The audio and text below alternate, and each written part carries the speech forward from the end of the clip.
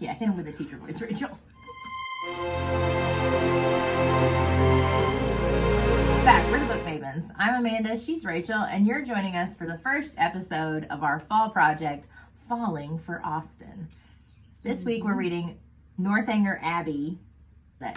Tell us the background, Rachel. All right, so this series of books, these releases give a lot of really interesting historical background to what was happening around the publication of the book. So we just wanted to share that with you for any of you who are really interested in Austen's history and about how publishing these works went.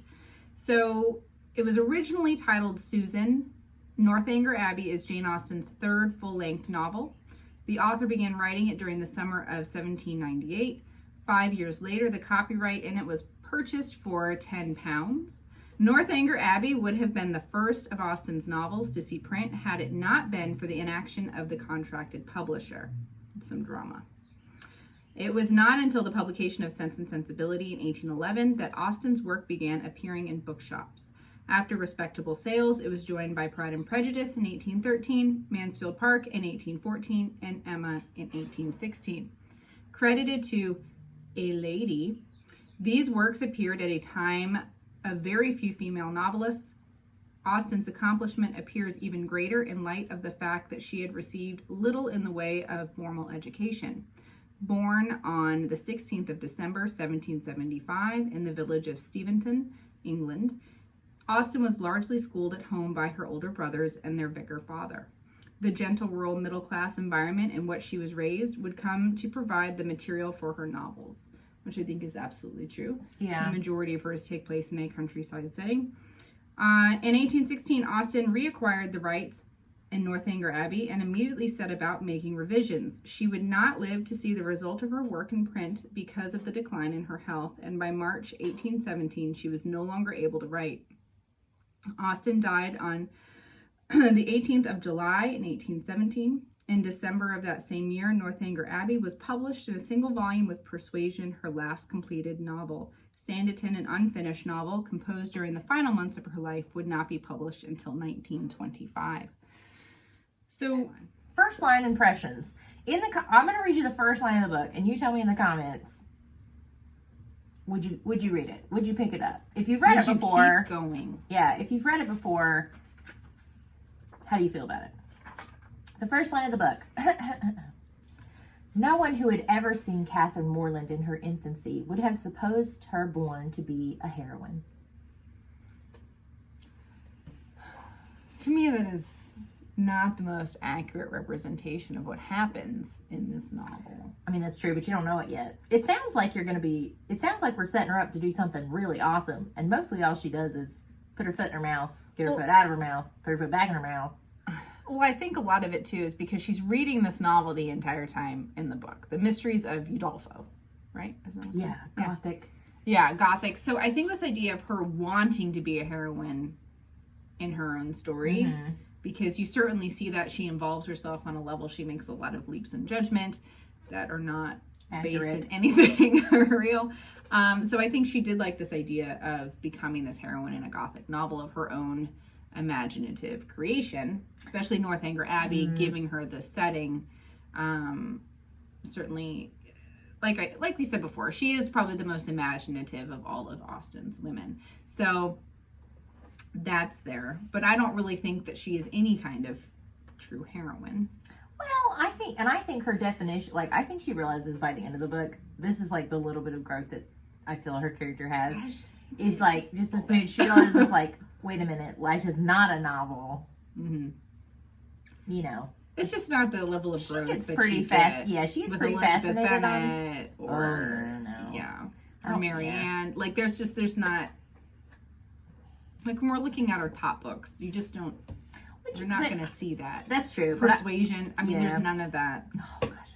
Yeah. Well, wait. Northanger Abbey for me is unique in terms of I really do think that this was, since it was written so early in her career, there's a lot of interesting things going on. You can tell that she's trying to find her voice, I feel like, in this book, and she's trying out different things. I feel like she has some trial and error going on.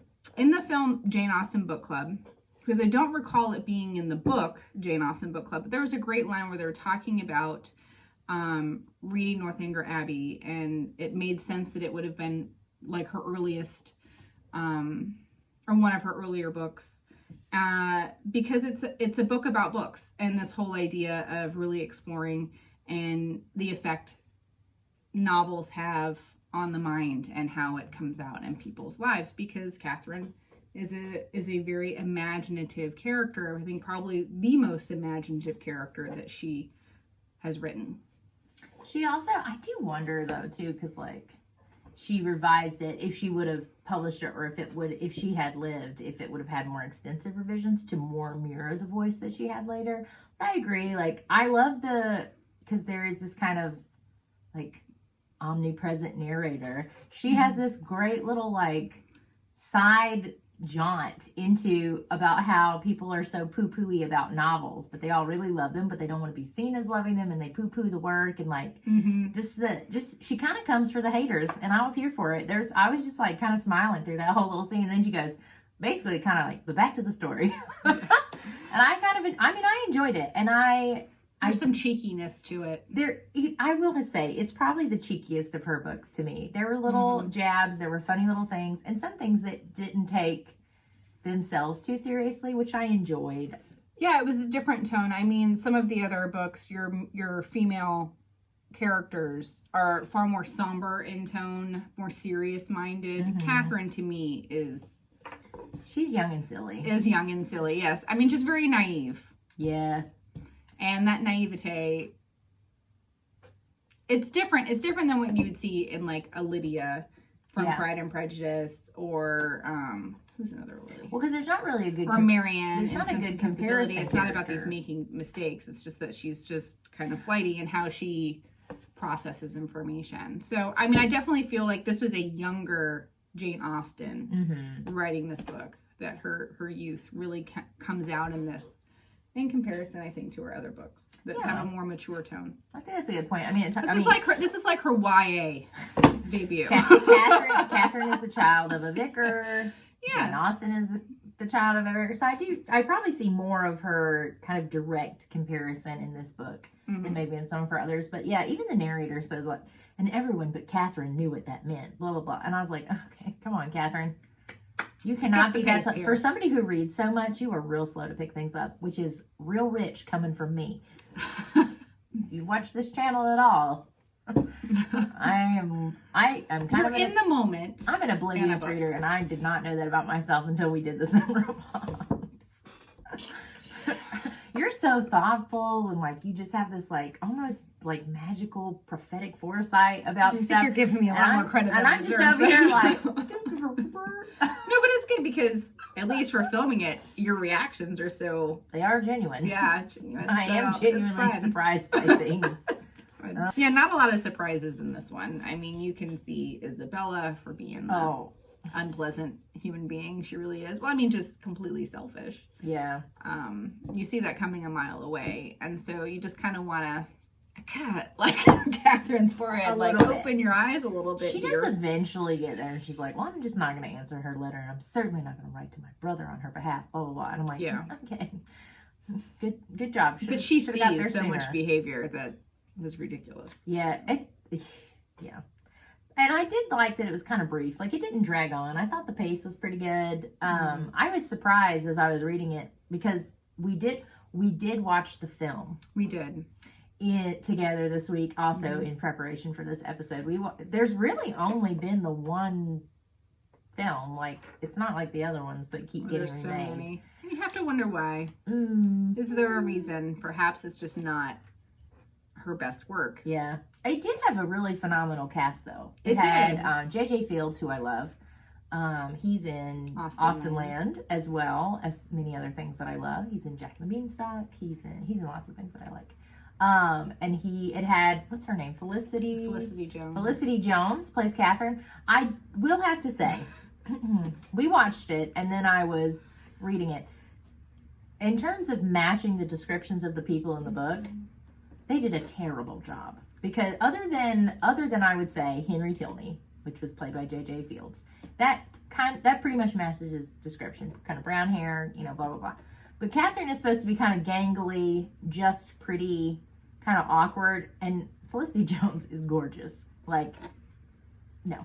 I think she captured the innocence I think we're supposed to feel from Catherine really well, though. That's true. There's just kind of a lot of open mouth staring. There is a lot of open mouth staring.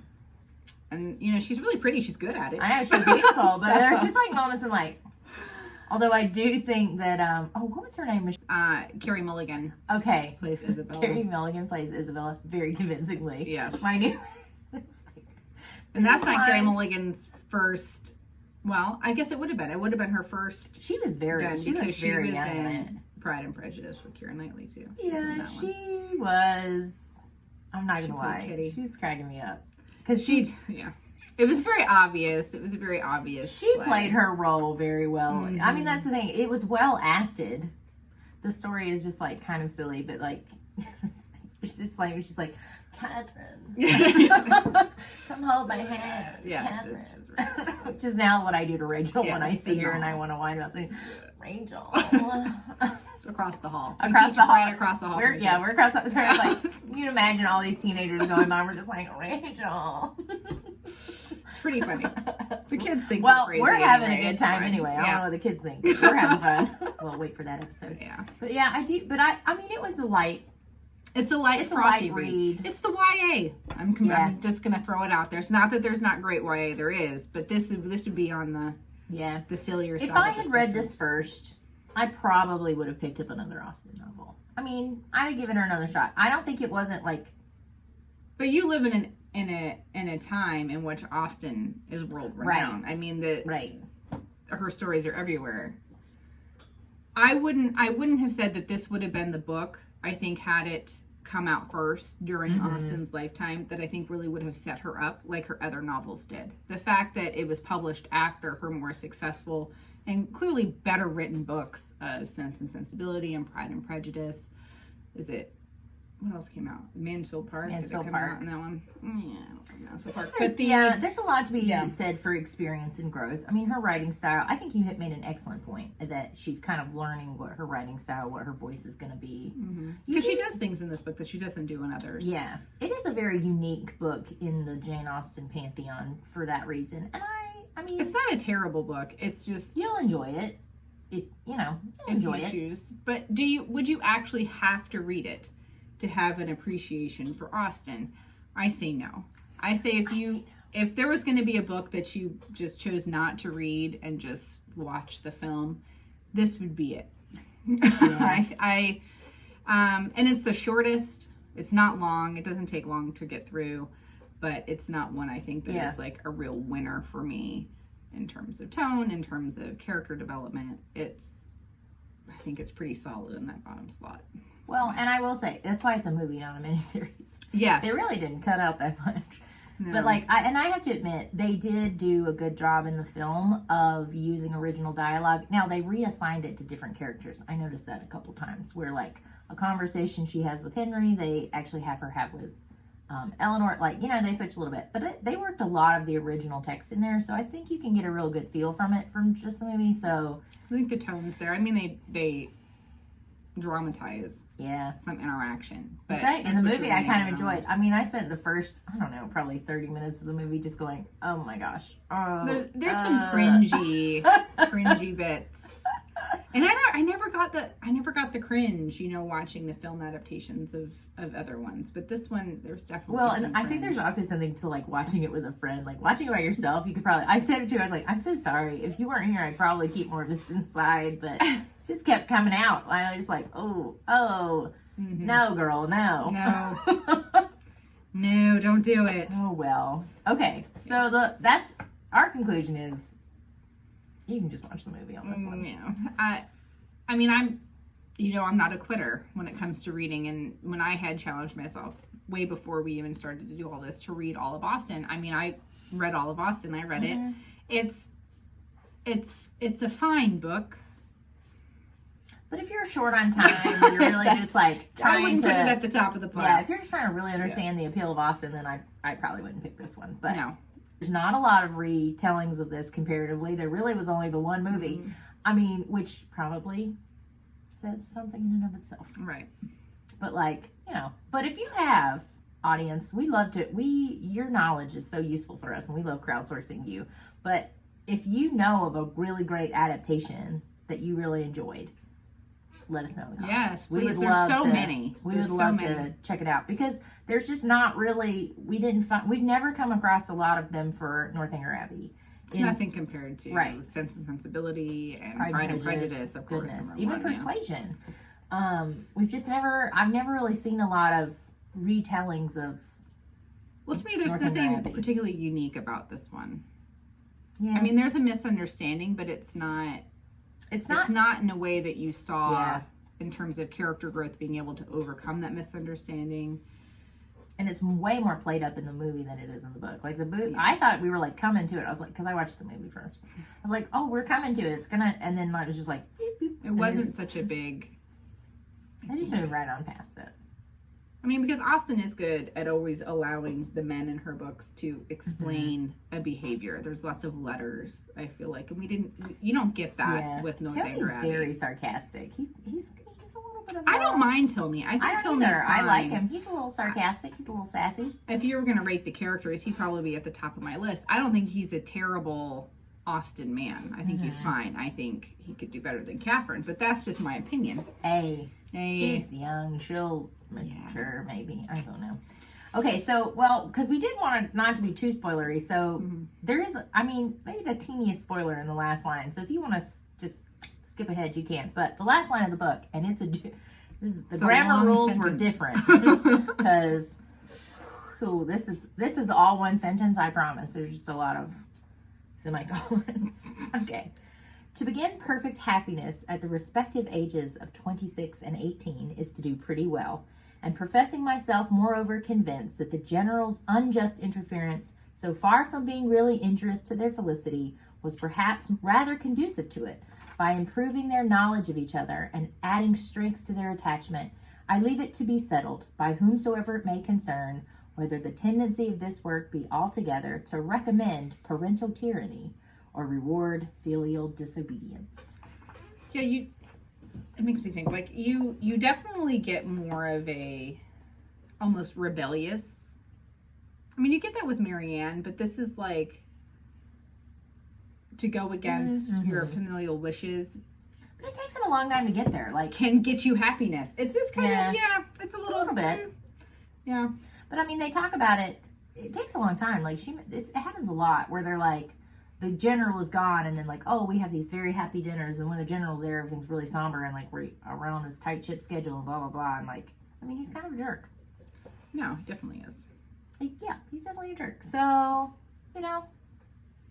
parental tyranny, filial disobedience. You decide if you read it. Horrible female friends. Yeah, there is a moral in here about choosing good friends. Yes, for sure. For yourself. And I think there's a great comparison between Eleanor and Isabella in terms of quality female friendship. True. Yep. We read it. And this was our lowest rated book. This is the only one that we agreed upon, I think, in terms of the rating. Overall, I'm still pretty happy with its spot being at the bottom. How about you, Amanda? I mean, I think so. I think it's probably going to stay down. Here. All right, next week we're going to be discussing Mansfield Park. So if you want to pick it up and give it a read, especially if this is your first time covering Jane Austen, please do so. And we will see you then. Bye. Bye.